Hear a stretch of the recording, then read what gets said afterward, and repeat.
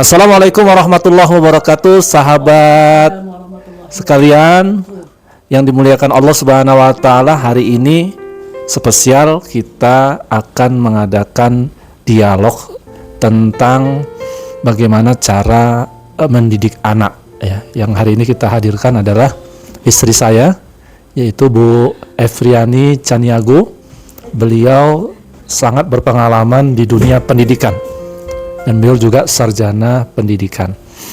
Nah, kita langsung aja menanyakan tentang bagaimana cara mendidik anak, yang mungkin ini menjadi pengalaman beliau dan kita bisa sharing-sharing. Nanti teman-teman juga bisa sharing-sharing di kolom komentar untuk yang punya pengalaman. Kita sharing bersama. Assalamualaikum Mbak Efriani, apa kabar? Waalaikumsalam warahmatullahi wabarakatuh. Lagi seger nih ya hari ini ya, Masya Allah. Udah sarapan pagi, udah mandi, seger-seger.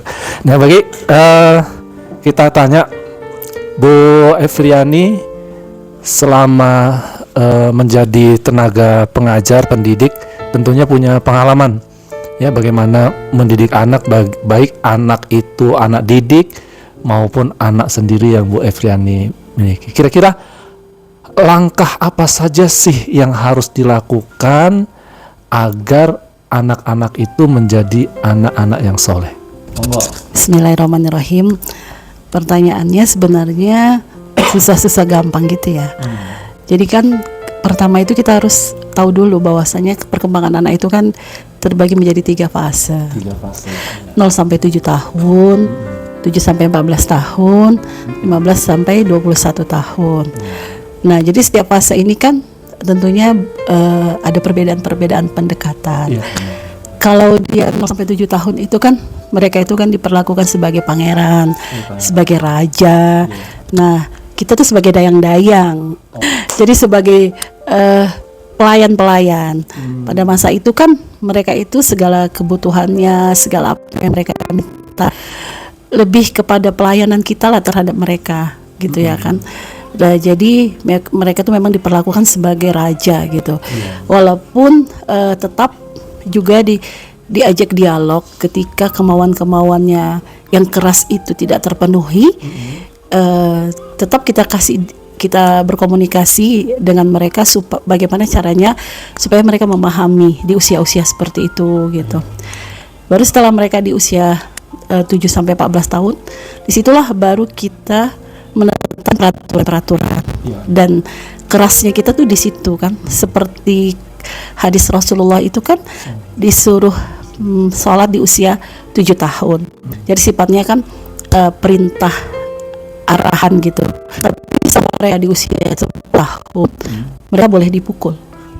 Nah, jadi kan ketika anak kita berusia di atas 7 sampai 14 tahun, jadi saya juga pernah minta izin pada anak-anak itu untuk memukul mereka karena nggak sholat. Jadi dialog. Jadi nanti kalau misalnya kalian tidak sholat, kalau Umi pukul, karena ada hadisnya gitu.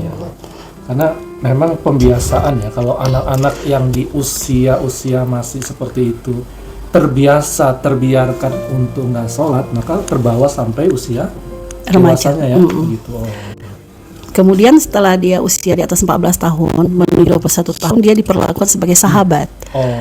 Nah, di situ bisa 14 curhat. tahun berarti SMP menjelang SMA ya, sampai dia duduk di perguruan tinggi awal gitu ya kan.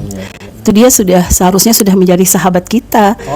Sudah kita bisa curhat tentang suara hati kita ya kan. Mereka juga bisa cerita sama kita tentang apa yang mereka alami gitu. Jadi seperti saya juga bernama Hasan Hussein ya.